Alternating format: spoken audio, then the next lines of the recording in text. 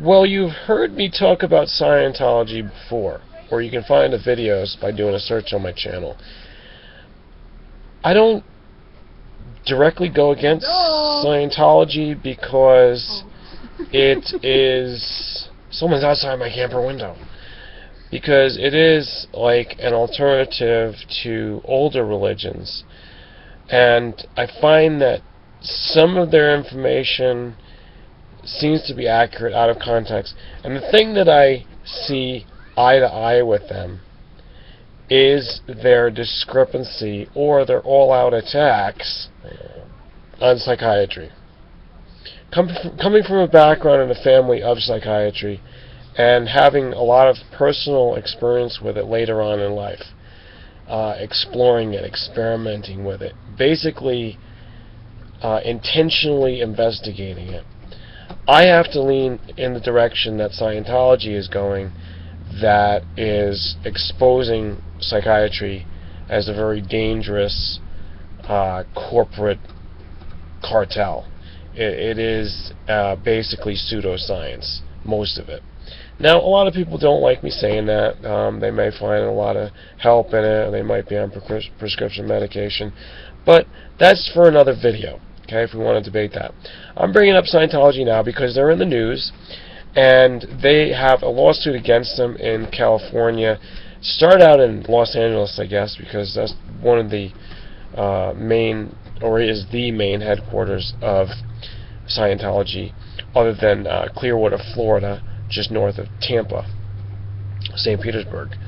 And it moved from Los Angeles, I guess, up to the higher court, appellate court, and it's somewhere in California right now. But the case is involving forced abortion accusation against the church. So the plaintiff is a woman who had grown up in Scientology. I'm not sure how she got into it. I guess she might have been born into there by either one or both parents, because it states that the history of this allegation was when she was about 12 years old, starting to do work and basically being held as a slave by Scientology. So she got married at 16 within the Church of Scientology, and then got pregnant at 17, and that's when the forced abortion took place, according to her. Now, this is coerced by coercion. It's not like they physically tied her down and performed an abortion. They coerced her, which is just as bad if they did that. Or to say, not just as bad, but just as definitely that they're culpable in it if they mentally, emotionally put controls on her, and that's forcing someone. Yeah. So the court is hearing this. The loophole, or the argument by Scientology's defense, is saying that there's too much time passed by, so they're weighing out the option of the statute of limitations. Can Scientology use that as an argument, or just, to dismiss the case? Because that would make everything moot. The judge has been listening to that, and I just basically want to say, in terms of cults, there's a lot of cults in the world. Right now there's a baseball cult, and all you are watching the World Series. There's money cults of governments. There's your banks. There's their music cults, hip-hop, punk, you name it. So these are all cults.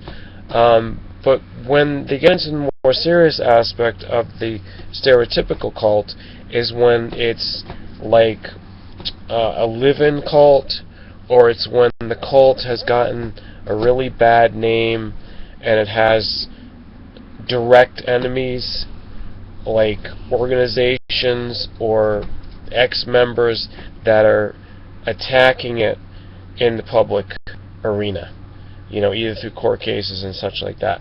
So then it really becomes known as a stereotypical cult, because, oh my god, it must be so bad, oh, it's under attack, yeah, of course it's evil, look at all these things that are being said about it that are evil. So I wanted to think in terms of, hey, Get out of the window. Are you a Scientologist? That's a spy. Everyone is waiting. I have to go